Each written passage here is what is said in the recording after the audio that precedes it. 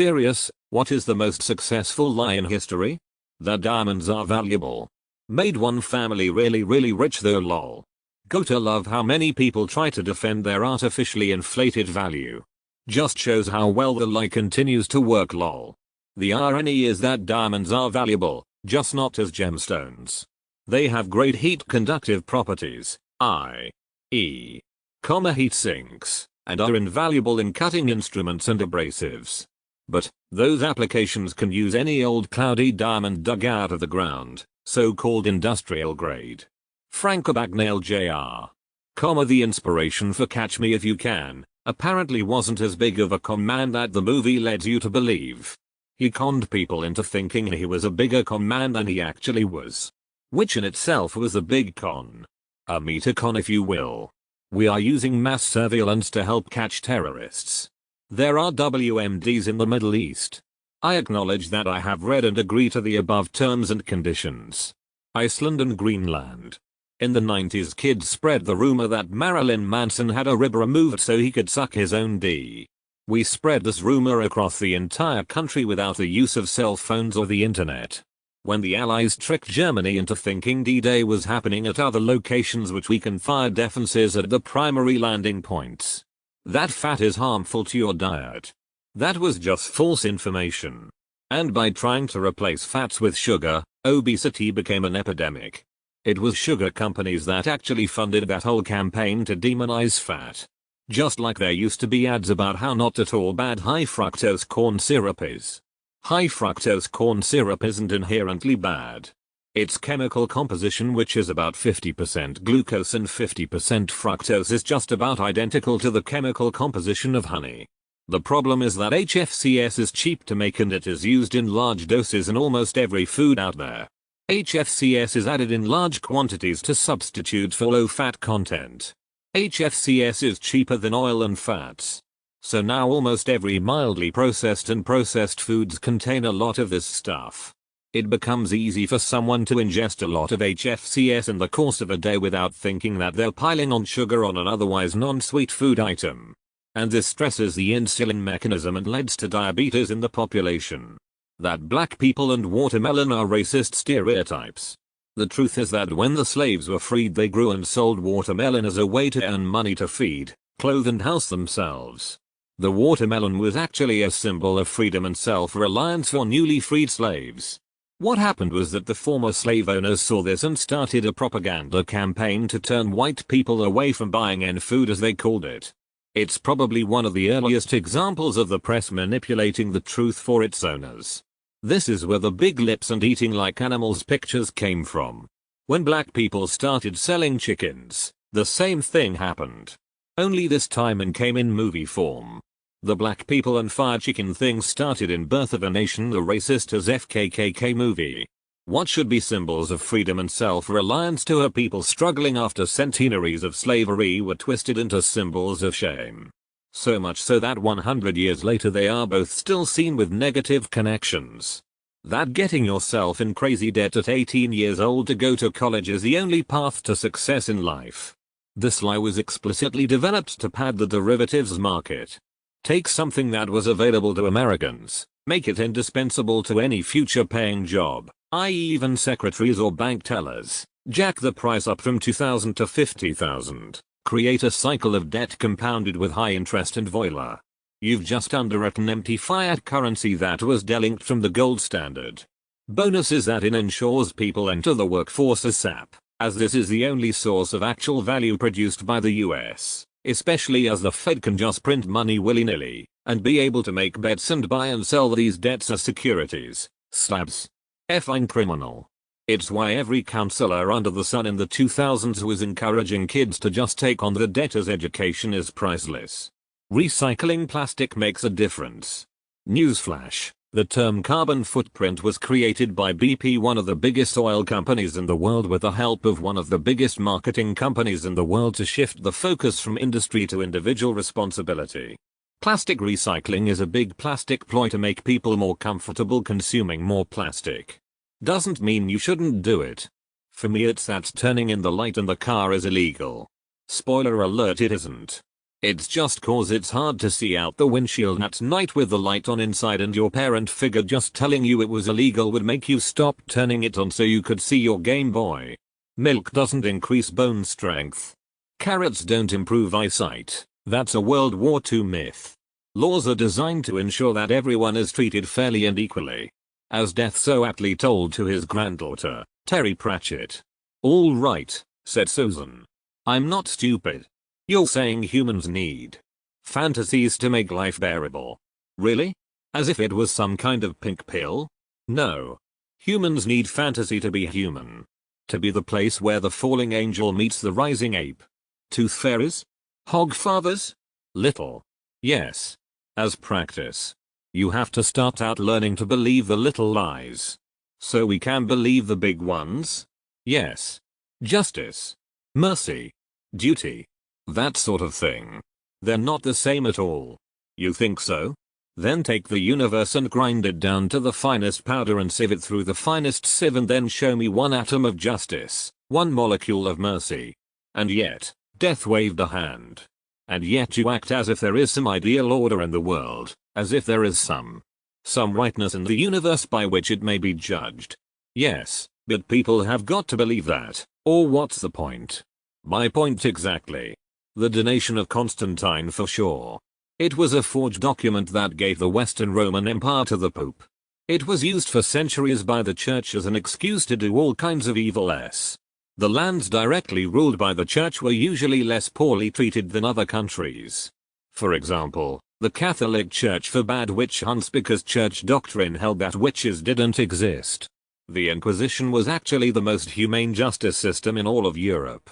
Jews were usually given special protections as directly under papal protection, until Paul IV. It even had a constitution. Also it spoke out against slavery, for example the Creator Omnium Bull of 1434 or the Sublimis Deus of 1537, and made unintentionally the foundation of the separation of church and state through separating worldly and spiritual leadership in most regions of Europe. It spoke out earlier than that, because Christians were commanded to obey the government and Rome had slavery. They could not directly attack it, but Paul heavily implied that people could not be property by commanding owners to treat their slaves well. There's no commandment in the scriptures about treating property well, and ordering a slave owner to receive his runaway slave as a brother, i.e., an equal, stating there is neither slave nor free. You are all one in Christ Jesus, Gal. 3:27-28, and several early leaders, especially 4th century Saint Gregory of Nyssa, very vocally condemned it. There's even records of early Christians selling themselves into slavery to liberate others. Pope Zachary forbade the sale of Christian slaves to heathens in the 8th century, and in the 9th century Pope John VI forbids enslaving Christians and orders all Christians to release them. By the Age of Discovery, the only place in Christian Europe with a significant slave population was Iberia. England, France, Poland and HRE had long abolished slavery, and no one knows when Hungary did. Cigarette companies. Look at the ads all through the years, from Doctors Agree, cigarettes are good for you, to Joe Camel, Marlboro Man, etc. Even when they were finally forced to put warning on their cartons about how cigarettes can literally kill you, it's still a billion-dollar industry. I know there's more heinous lies out there, but this one hits home for me. The harder you work, the more you will get paid. The highest paying position in a company requires no work at all. No matter how hard you work, you can never get there. You're not paid according to how hard you work, otherwise ditch diggers would be millionaires. You're paid according to how hard you are to replace. Make yourself hard to replace. Took me way too long in life to realize that. True. But there's some nuance involved in how you make yourself irreplaceable. If your skill set is so large, fast, deep that you become irreplaceable, great. If you hoard knowledge, responsibility, access to become irreplaceable, then you have become a single point of failure. I've often seen the former get promoted, and the latter get fired. Source. 25 years in IT. Some tech for background. Have you ever heard of a radar detector? How about a radar detector, which the police use to see if you have a detector? Ever wonder how they work? I mean, a radar detector is a receiver. How could the police possibly know you have one?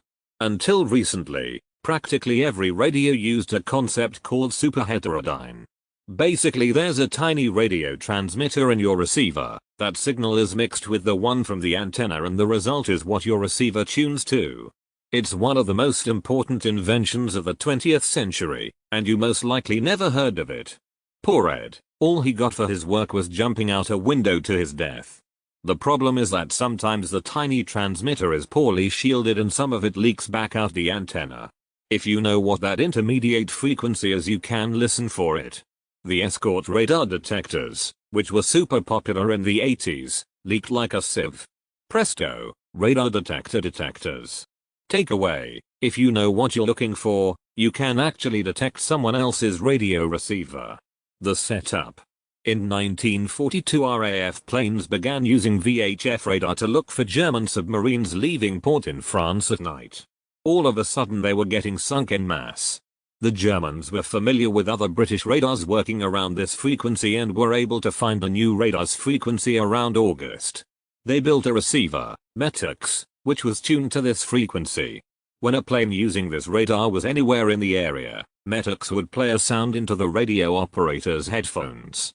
By October, most of the fleet had it and the RAF pilots were returning with stories about how the U-boats would always dive as soon as they turned toward them to attack.